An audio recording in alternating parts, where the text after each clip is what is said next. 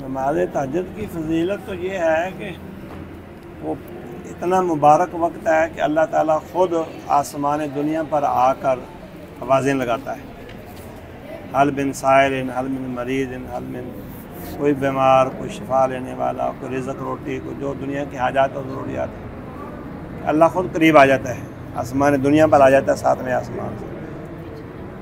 اور وقت اس کا عشاء کی نماز کے بعد ہی شروع ہو جاتا ہے۔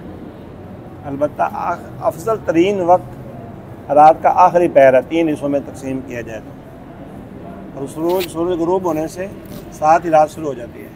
مثلا آج کل اذان مغرب کی ہو رہی ہے 6:30، ایک مثال ہے، تو 6:30 سے صبح 4 بجے تک اذان ہے، 4 بجے کا 10 منٹ میں، تو 7، 8، 9، 10، 11، 12، 1، 2، 3، 4، یہ پورے 10 گھنٹے ہیں۔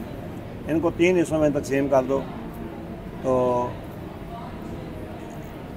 یہ رات کے 3.5 گھنٹے تقریباً، 3.5 گھنٹے نکالے نا، 6، 1، 2، 3، 4، 5، 6، آخری 3 گھنٹے جو ہے نا 2 بجے سے لے کر 4 بجے تک، یا 1 بجے سے لے کر 4 بجے تک، 1 بجے سے کر لو شمار، یہ افضل ترین وقت ہے۔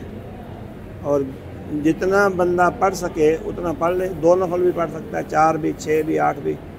افضل یہ ہے کہ اگر پکا تہجد گزار بننا چاہتا ہے 11 رکعتیں پڑھے، رات کو وتر چھوڑ لے، 2 کر کے 2 رکعتیں پڑھتا رہے، اور 1 رکعت وتر پڑھ لے، یہ عدد ہے۔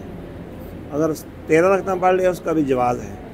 زیادہ تر آپ صلی اللہ علیہ وسلم رات کو 11 رکعات ہی پڑھتے۔ حضرت عائشہ رضی اللہ تعالیٰ عنہ نے فرمایا کہ ما کان یزید رسول اللہ صلی اللہ علیہ وسلم فی رمضان ولا فی غیر رمضان علی 11 رکعۃ، 11 سے آپ زیادہ نہیں پڑھتے تھے، زیادہ امکان یہی تھا۔